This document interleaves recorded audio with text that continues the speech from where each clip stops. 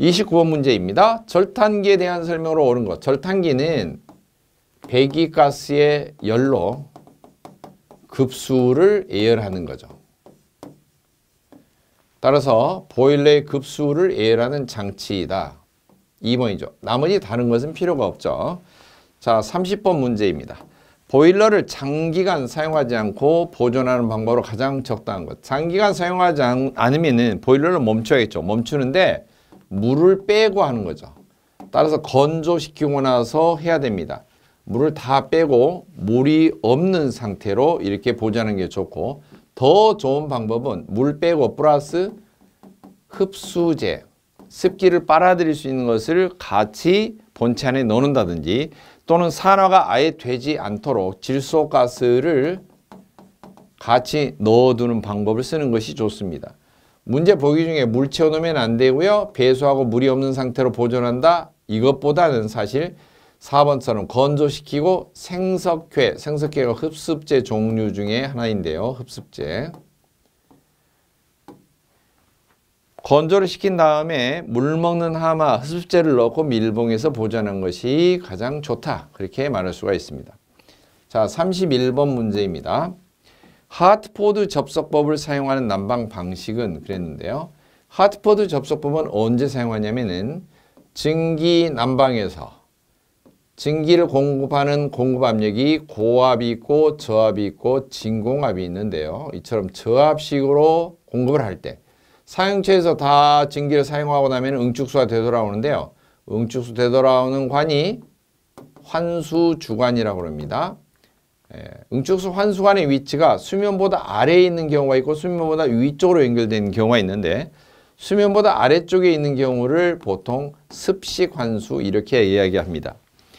이처럼 사용하는 증기 압력이 저압식 난방이고, 그 다음에 환수관의 위치가 연결되는 지점이 수면 아래쪽으로 습식일 때에 하트포드 접속 방법을 사용하는데요.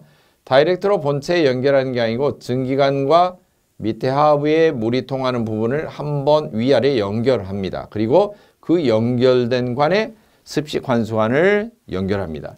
이처럼 증기관과 하부에 물이 통하는 관을 한 번 더 외부로 둘러주는 것을 균형관이라고 합니다. 밸런스관이라고도 하고요. 균형관을 설치한 다음에 균형관에 연결을 하되, 연결하는 지점은 수면보다 약간 아래인데요. 정확하게 하면은 표준수위에 50mm 하단에다가 일치시켜서 연결하는 방식, 이런 것을 하트포드 접속법 그렇게 부릅니다. 32번 온수난방 설비에서 온도차에 의한 비중력차로 순환하는 방식으로 단독주택이나 소규모 난방에 사용되는 거, 온수난방에서 뜨거운 물 올라오고 식은 물은 다시 내려오고 이렇게 가만히 두어서 그냥 저절로 순환하게 하는 것은 자연순환식이라고 합니다. 그러나 펌프를 설치해서 빨아들인 쪽에 되돌아오는 쪽에 펌프를 설치해서 강제로 순환을 시키면은 강제순환식 그렇게 말하는데요. 32번의 답은 자연순환식이 되겠습니다. 그 다음 33번 문제입니다. 33번 문제는 압축기 진동이나 서징, 관의 수격작용, 지진 등에서 발생하는 진동을 억제한다. 어떤 배관이 이음에서 진동을 억제하는 것을, 진동을 흡수해 주는 것을 뭐라고 그러냐? 브레이스라고 합니다.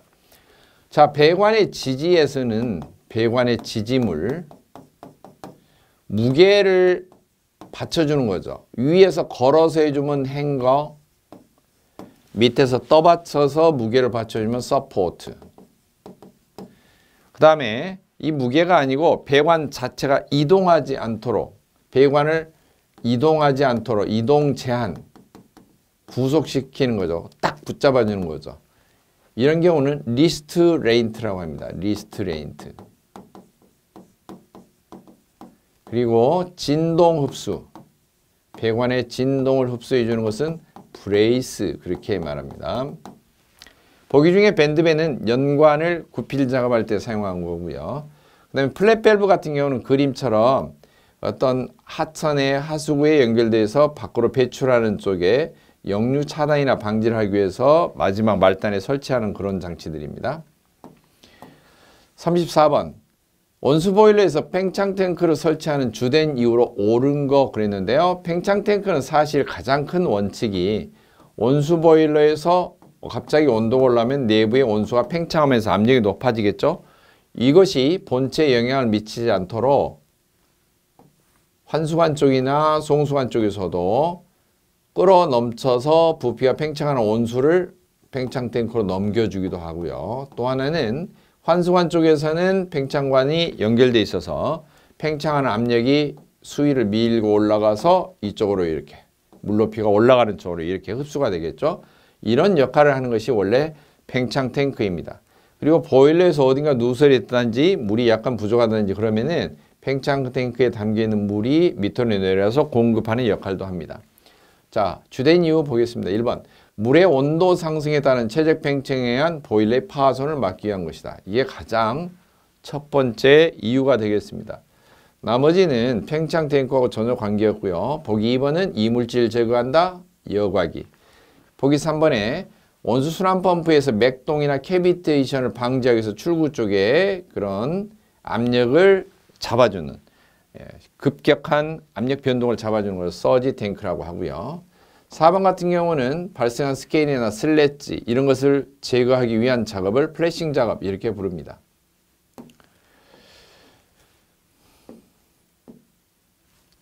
그 다음 35번 온수 난방에서 방열기 내부의 온도가 평균이 82도 즉 방열기가 이렇게 있는데요. 이게 82도 실내 온도가 18도입니다. 82도하고 18도 온도 차이 나니까 열을 뿜고 있겠죠. 그리고 방열 계수는 이 방열기의 바로 열 전달률을 방열 계수라고 하는데요. 자, 먼저 기본식 난방 부하식 제7장편의 난방 설비 있죠. 난방 부하는 방열기 면적 곱하기 방열기 열 전달률 방열 계수 곱하기 방열기 온도차 이런 기본식이 있는데요. 방열 계수와 방열기 온도차를 곱한 것을 방열량이라고 합니다. 따라서 여기 나온 것은 방열 계수가 6.8 온도차가 80에서 18도죠. 그래서 6.8 곱하기 82 빼기 18도 계산기를 누르면은 435.2 이렇게 나오겠죠. 답이 4번이 되겠습니다. 36번 보일러 설치 시공 기준상 유류 보일러의 용량이 시간당 몇 톤 이상이면 공급 연료량에 따라서 연소용 공기를 자동으로 같이 조절하는 기능이 있어야 되느냐. 자, 가스용 보일러나 또는 용량 5톤 이상인 유류 보일러는 이처럼 연료나 공기를 자동으로 조절해 줄 수 있는 장치가 있어야 돼요. 단 유류 보일러 중에서도 난방 한 가지 목적으로만 사용하는 경우는 5톤이 아니고 10톤이 되겠습니다. 따라서 답은 4번 10톤 이상이면은 연료와 공기를 자동으로 서로 연동해서 조절하는 장치가 설치가 돼야 된다. 자, 37번입니다. 포밍 플라임의 방지 대처로 부족한 것. 포밍은 거품이 일어나는 거고요. 플라이밍은 수면 위로 작은 물방울이 튀어 올라오는 거예요. 현상으로 보면은 거품은 맥주처럼 거품이 쌓이는 것이고요. 플라이밍은 사이다처럼 기포처럼 이렇게 작은 물방울이 튀어 올라오는 것입니다. 방지 대처로 부족한 것. 원인을 알아야 되겠죠. 첫째, 고수위인데 과부하 운전. 불을 너무 세게 떼고 있어요. 물이 많이 들어있는데. 두 번째로는 보일러 수가 농축이 돼 있을 때예요. 농축. 그리고 세 번째는 뭐냐? 급격하게 압력이 빠졌을 때. 즉 주중기 밸브를 너무나 급격히 열어서 증기가 확 갑자기 빠져나가는 바람에 보일러 본체 압력이 푹 떨어지는 경우입니다. 사이다나 콜라 같은 경우 병뚜껑 압력가 있어 딱 막고 있다 갑자기 빵 트면 어때요? 속에서 팍팍 이렇게 물방울 튀어 올라오죠. 똑같은 것입니다. 부적합한 거 보겠습니다. 정상 수위로 운전해라. 급격한 과연소는 하지 마라. 주중기 밸브는 천천히 개방해라. 그런데 보일러물이 만약 더러운 경우는 어떻게 되느냐? 농축을 빼주는 작업이 있죠. 분출 작업이라고 하는 거죠. 따라서 분출 작업을 제때제때 했다면 보일러 물이 농축이 될 우려가 그만큼 적겠죠. 그런데 4번에 수저 또는 수면 분출을 하지 말 것 이랬으니까 하지 않으면 보일러 물이 극도로 더러워지겠죠. 4번이 답이 되겠습니다. 38번 증기 보일러에서 기타 부속 장치가 아닌 거. 자, 보기 중에 보면 비수방지관, 기수분리기 급수내관 다 증기 보일러에 부착이 되는 장치들이에요. 그런데 팽창 탱크는 어떤 보일러에만 부착된다? 온수 보일러에만 부착되는 특별한 장치입니다. 답이 3번이 되겠습니다. 39번입니다. 온도 25도의 급수를 공급받아서 엔탈피 725kcal/kg 증기를 1시간 동안 2310kg을 발생시키는 보일러 상당 증발량. 자, 상당 증발량이라고 하는 것은 표준 상태, 일기압 상태에서 나오는 증기를 말합니다. 그리고 실제로 일기압으로 가동되는 게 아니라 대기압보다 훨씬 높은 상태로 보일러가 가동이 되죠. 실제 상태로 흡수가 되는 것과 표준 상태로 흡수가 되는 것은 보일러 구조가 변하지 않고 보일러의 전열 면적이 변하지 않는 한 전체 어차피 빨아들이는 열량은 같습니다. 하지만 어떤 상황이 다를까요? 빨아들이는 열량이라고 할 때 열량은 양비온이죠. 양비온. 비온을 곱하면은 엔탈피 차이입니다. 엔탈피 차이. 마찬가지로 실제도 양비온. 비온이 엔탈피 차이죠. 식을 적으면은 표준 상태에서 나오는 증기량은 상당 증기량이라고 하고요. 곱하기 엔탈피 차이는 뭐냐면 100도씨 급수로 들어가서 100도씨의 포화 증기로 나올 때의 그 엔탈피 차이니까 한마디로 증발잠열 539kcal/kg을 뜻합니다. 그 다음 실제 상태는 실제 증기량 곱하기 증기 엔탈피 빼기 급수 엔탈피 이렇게 구하는데요. 어차피 엔탈피 차이니까 엔탈피 많은 것에서 엔탈피 적은 것. 찬물로 들어간 급수의 그 열량 엔탈피와 그 다음에 발생 증기의 엔탈피 차이가 되겠죠. 상당 증기량을 그러면 문제에서 구하라. 자, 곱하기 539를 오른쪽으로 옮겨서 이항 정리, 나누기로 집어넣어서 식 모양이 이렇게 정리가 됩니다. 실제 증발량 곱하기 증기 엔탈피 빼기 급수 엔탈피 나누기 539.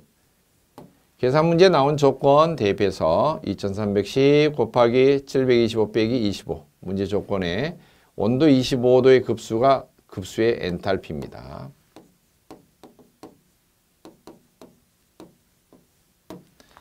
나누기 539 계산기 누르면 소수점 없이 3000kg/h 이렇게 떨어집니다. 답은 2번이 되겠습니다. 40번 문제. 다음 가스관의 누설 검사 시 사용하는 물질로 가장 적합한 것. 가스관이 누설이 된다? 제일 흔하게 볼 수 있는 게 뭐죠?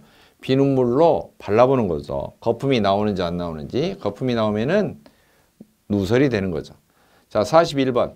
보일러 사고 원인 중에 제작상 원인이 아닌 것입니다. 그러면 제작상의 원인이 대표적인 게 뭐냐? 첫째, 구조가 불량했다. 설계가 잘못된 거죠. 용접이 잘못됐다. 용접 불량 또는 재료 불량이 있어요. 재료가 아주 불량한 경우. 재료 불량 종류 중에 보일러 만드는 철판, 강판이 이렇게 속에 공기층이 들어있어서 잘 모르고 속에 공기층 때문에 두 장으로 분리가 되어 있는 형태로 그렇게 결함이 있는 수가 있죠. 그런 경우를 특별히 라미네이션 그렇게 부릅니다. 그리고 이런 결함이 있는 강판으로 보일러를 제작할 때 뜨겁게 열받아서 이제 공기층이 부풀어 오르기 시작하면은 불어서 터지는 경우가 나오죠. 이 라미네이션 결함이 있는 보일러가 열받아서 터지면은 그걸 보고 불어서 터졌다. 블리스터 그렇게 부릅니다. 그렇다면은 제작상의 원인이 아닌 나머지는 뭐냐? 취급상의 원인이 되고요. 보일러 취급자가 가동을 할 때 잘못 가동한 경우죠. 취급상 원인은 3대 사고가 있는데요. 압력이 초과됐다. 그 다음에 물이 비정상적으로 떨어져서 과열이 됐다. 이상감수 과열. 세 번째로는 연소실이 폭발했다. 미연소 가스 폭발.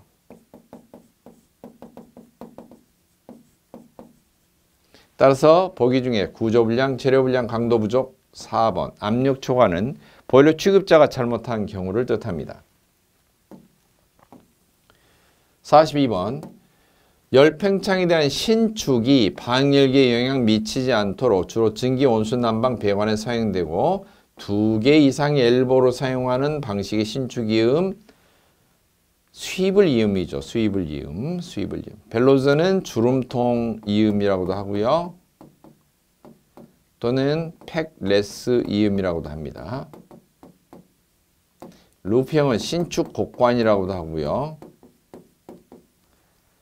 루프형은 배관이 이렇게 꼬부라진 배관을 말합니다. 벨로즈는 배관이 가다가 이렇게 주름통이 된 부속품을 연결하는 것을 벨로즈라고 합니다. 슬리브형은 배관이 가다가 중간에 끊어졌으면 겉에 이처럼 한 사이즈 큰 배관이 씌워져 있는 형태. 물론 가쪽에 패킹이 들어 있습니다.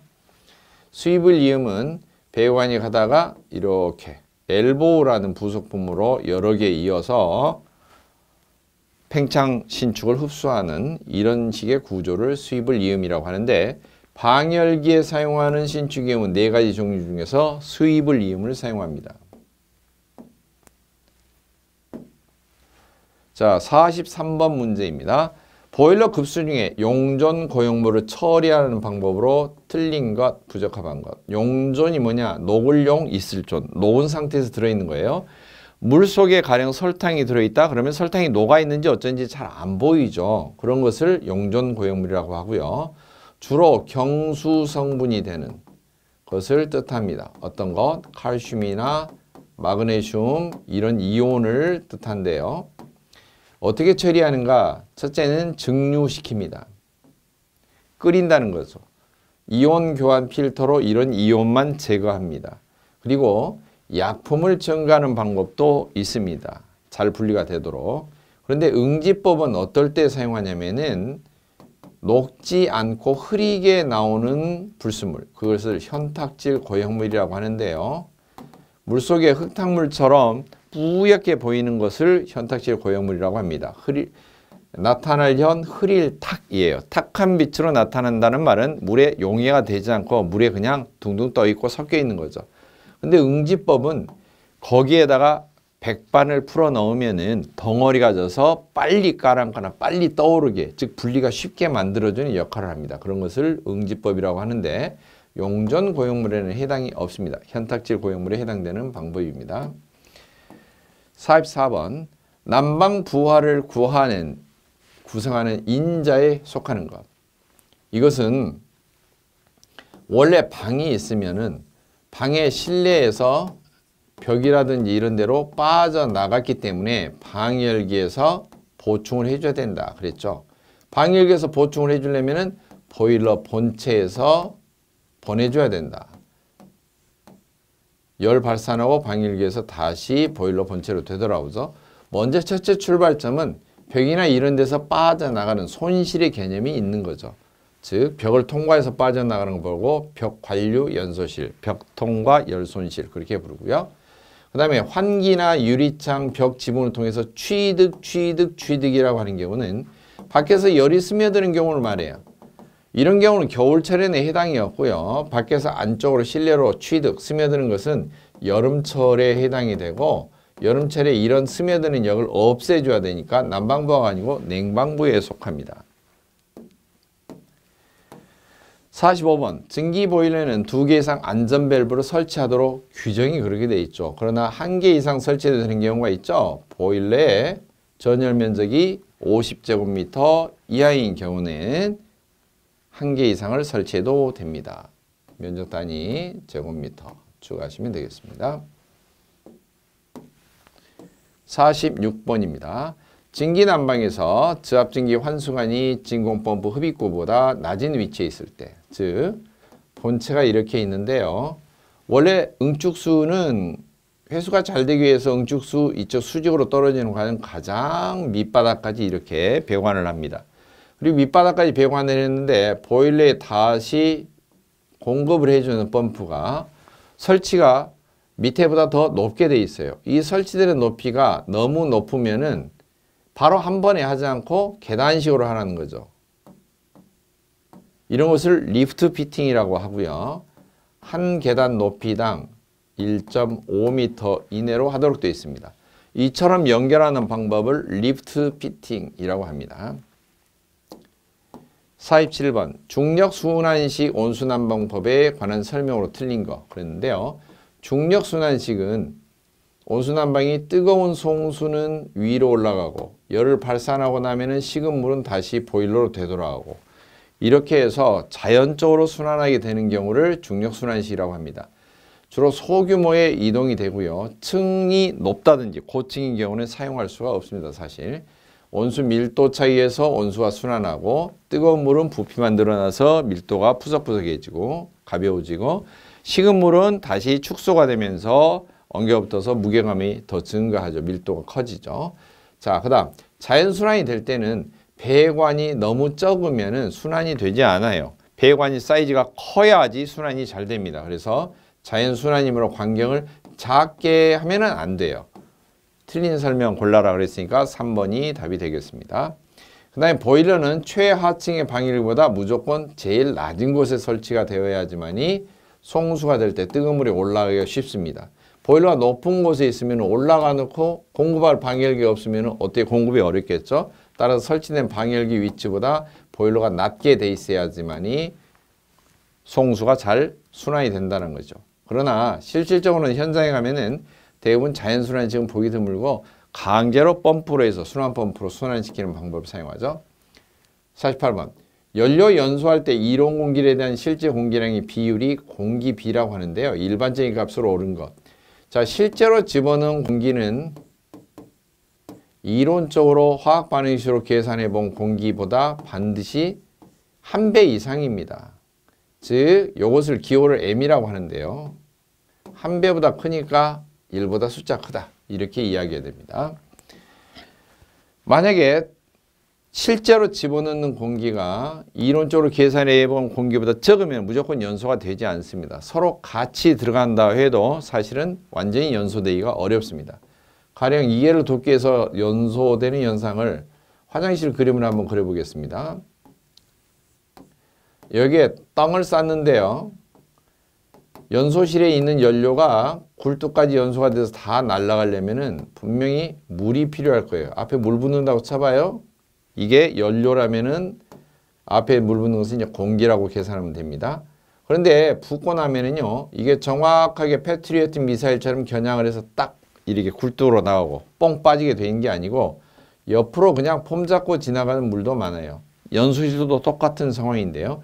연료가 분사돼서 연소가 되는 동안에 공기를 같이 투입하면은 그냥 공기가 연소되는 시간 기다리지 않고 굴뚝으로 막 나가버리는 공기도 꽤 많습니다. 그래서 반드시 이론적으로 계산해 본 곳에 플러스 덤에 공기를 더 넣어야 돼. 덤. 이게 과잉 공기입니다. 과잉 공기를 안 넣을 수는 없어요. 따라서 실제로 집어넣은 공기는 처음에 이론적으로 계산해 본 공기보다 꼭 조금씩 더 들어가는데요. 몇 배나 더 들어갈까? 물론 1배 이상이 되죠. 무조건. 그래서 1배보다 커지는데요. 그게 공기비라고 하고요. 따라서 공기비 기호를 M이라고 적는다면 M은 1보다 크다. 답이 4번이 되겠습니다. 그 다음 49번. 보일러 수 내처리 방법의 용도에 따른 첨관제 종류가 있는데 보일러 물을 바깥에서 처리하는 것을 1차 처리 또는 외 처리 그렇게 말하고요. 처리된 물을 보일러로 넣기 전에 바로 넣는 게 아니고 보일러 속에 들어가서도 부식이 되지 않고 여러 가지 사고가 되지 않도록 등등 약품을 추가적으로 넣는데 보일러 물에다 직접 넣는 게 아니고 사실은 배관 측면에서 이처럼 약재를 투입합니다. 이 집어넣는 약품을 첨관제라고 부르고요. 이처럼 약품을 넣으면은 약품이 혼합된 물이 보일러 안으로 들어가서 더 이상의 사고를 일으키지 않는데요. 이런 것을 가리켜서 내처리 그렇게 부릅니다. 먼저 탈산소제. 암기법은 산소 성분을 없애주는 것은 탈탄희야. 그래서 탄닌, 히드라진,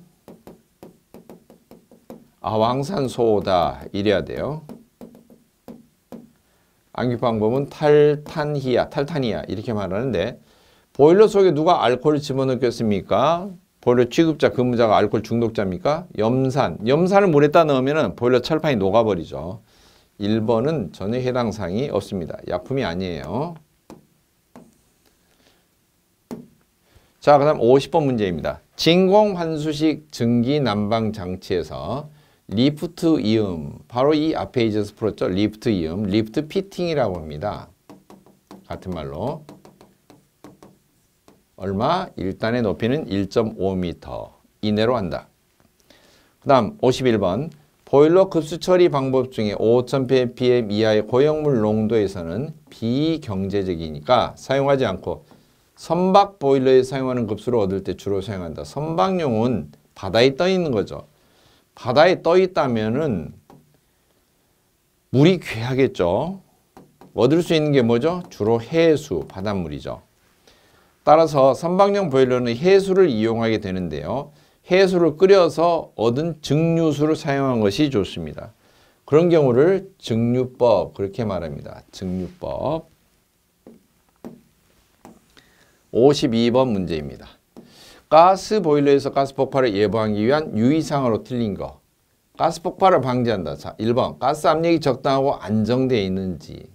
압력은 규정이 맞아야 되고요. 연소기구에 적당한 압력이 되어야 됩니다. 두 번째, 화로나 굴뚝의 통풍, 환기를 완벽하게 하는 것이 필요하다. 통풍이나 환기가 잘 돼야 됩니다. 가스 같은 경우는 체류하거나 그러면 폭발 위험이 큽니다. 그 다음 점화용 가스의 종류는 불씨 역할을 하는 것은 되도록이면 불씨가 정확해야 돼요. 즉 가급적 화력이 낮은이 아니고 높은 것을 사용한다. 틀린 거 골라라고 했으니까 3번이 답이 됩니다.